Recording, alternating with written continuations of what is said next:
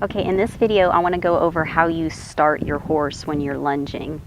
If you have a problem with your horse lunging you, where you're going around your horse and your horse is staying in the center, this will help you. I learned this with one of my horses, Romeo, when I first started trying to lunge him. He did that to me. I had never had that happen to me before, and I came across Clinton Anderson's stuff, and it really helped me with him. And now I use it pretty much with all of my horses. So this is how it looks. Whoa. Now I don't know if he's going to do it because he knows how to lunge. So, but usually if you go to their butt to try to get them to go,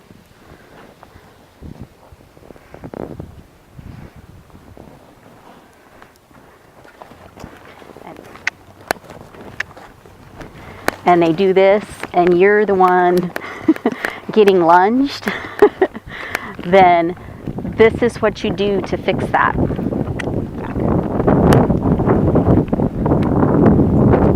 Whoa.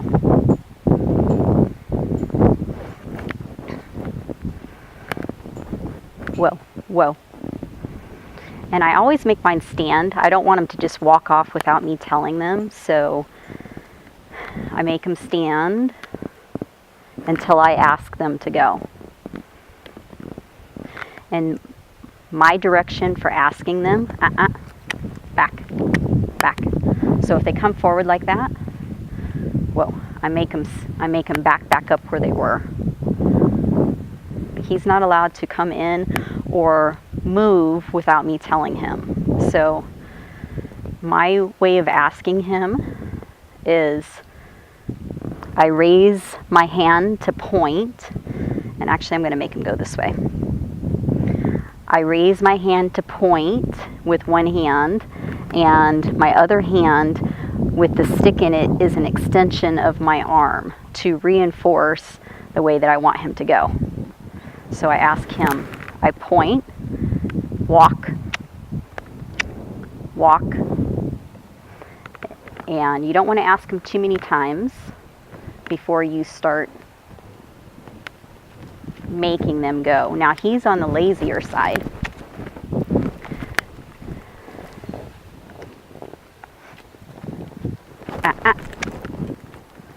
So let's try that again. Whoa. Good boy. And when you ask him to whoa, when I ask him to whoa, I like them to turn their back ends like that, disengage their back end, and face me. So now we're going to try it going the other way. If you ask them and they don't walk off, you have to increase the pressure in some kind of a way. It's all a matter of personal preference, how fast you make them go. I'm kind of a little bit easier and let them kind of take their time to walk off. That's what I like, but if you want them to move faster, you would get to your stick sooner. So I give them a couple chances by telling them first. So first, whoa, walk. So I point, and see, he did it that time. Stay out, stay out. He cut in a little bit too close on me there. So you really don't want him to do that. Walk. Whoa. Whoa. Good boy. Whoa. Back. I hope so. Back. Whoa. Whoa. We're going to try that again, and if he cuts in too close, I'm going to correct him. Walk. Walk. Get over. Over. You just kind of flick them on the shoulder a little bit, because you don't want them cutting in too close, because if something happened, they could kick you or run over you. Whoa. Good boy. We're going to try it again. Whoa.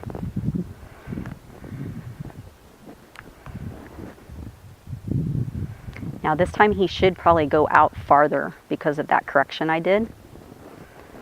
Walk.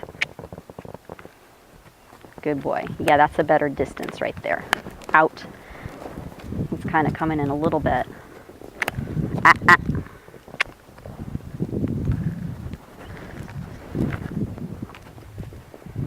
Whoa. Good boy. We're going to try the other way now. So, walk. So you point with one hand and you reinforce with the other.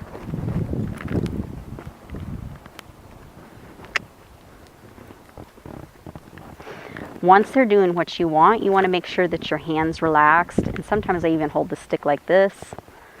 You don't want to hold it up in the air all the time because that's pressure. So you want to make sure when they're doing what you want, what you ask them to do, you put your stick down to show them that's a release. Walk. Same with your pointing hand. That comes back down after they do what you want. Whoa. Whoa. Okay. He hasn't been lunged in a while, so we're a little rusty. You want him to turn all the way and face you. So if they don't, then I just do what I just did. I just ask them to whoa one more time and look at their butt. So another thing here, this is a Clinton Anderson thing too. The one that moves their feet first loses.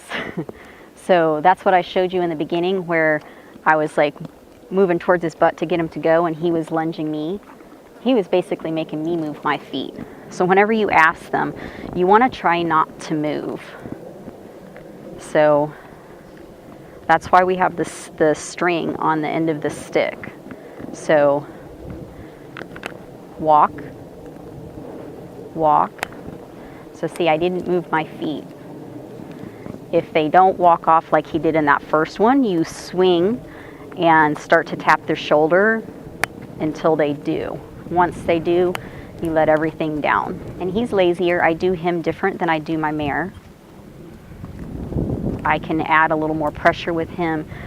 He kind of has sticky feet sometimes in the beginning, so I have to really get him moving because he's a little lazier. She's a little more on the nervous side. Walk. So right there, I don't know if either camera could see that, but when he stopped, I'll see if I can make him stop. Walk. Good boy. So if he stops, I raise my hand and point again and then reinforce with my opposite hand. So let's go up to the jog. So you're basically going to do the same thing whenever you change from one gait to the next. When you're going up, you want to point the same way. And the reason I have my hand up higher right here is because he's in close and the lead rope's dragging. You don't want him to step on the lead rope, so pay attention to that too. If they start to get too close, you can make him move out. He's not being bad. These flies are just really bothering him. I want to see if I can finish this so I can put his mask back on, but we're going to move up into the jog really quick here. So I'm going to ask him the same way. I'm going to raise my hand and point, jog, and I cluck.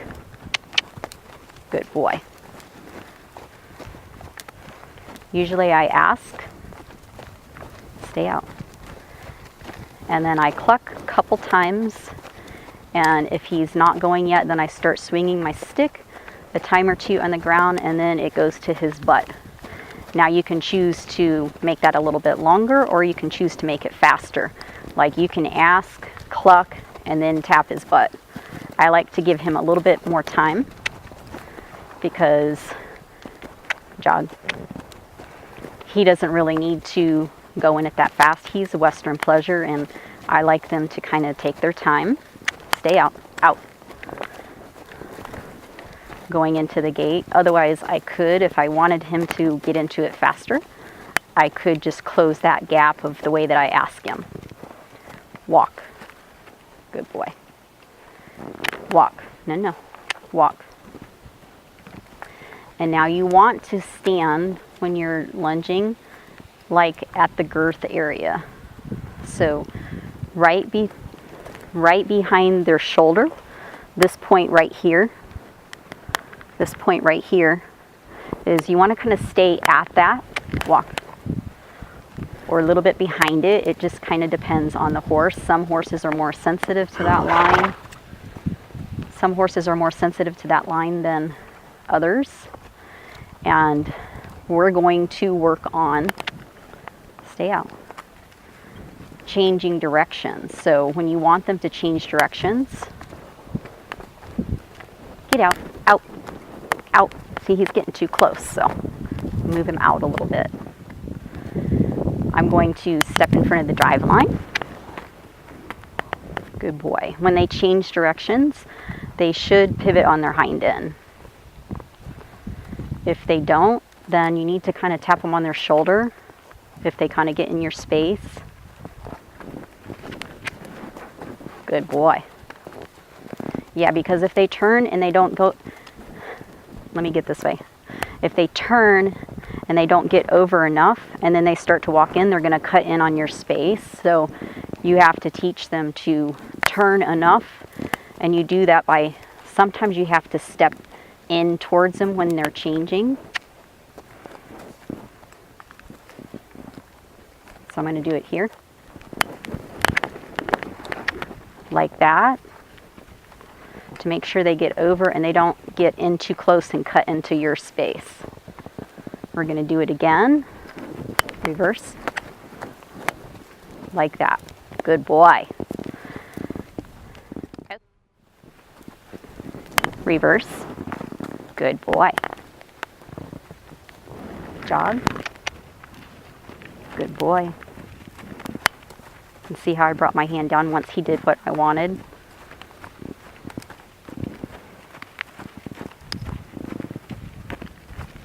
If he were to break gait, I would just raise my hand again.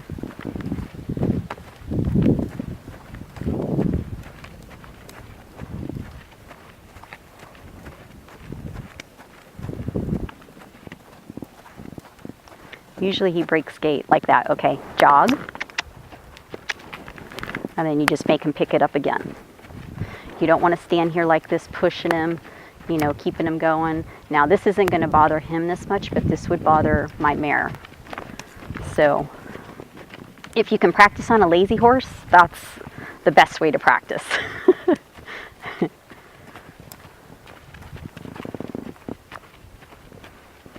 So he's going along being good. If I wanted him to go a little faster, I would do the same thing. Just raise my hand.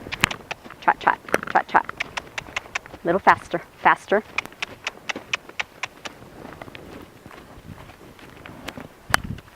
And walk. Good boy.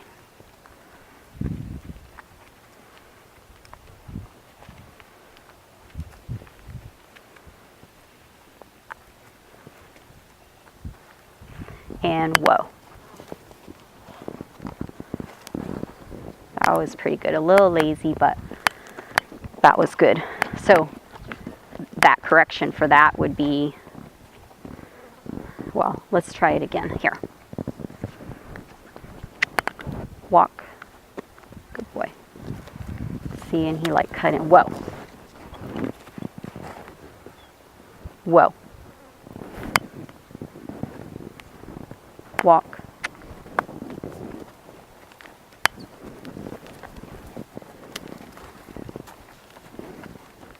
Whoa. That was pretty good. And he's licking and chewing. Good boy. Good boy, good boy. Okay, let's come up here.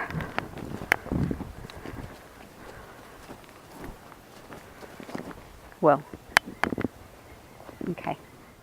Okay, I'm going to go ahead and end our little session, our video now, because the flies are really bothering him. So I think he did really good for the distraction. That'll give you a few tips on how to lunge your horse, how to get it started without it lunging you, as well as increasing gaits and how you ask them by pointing and reinforcing.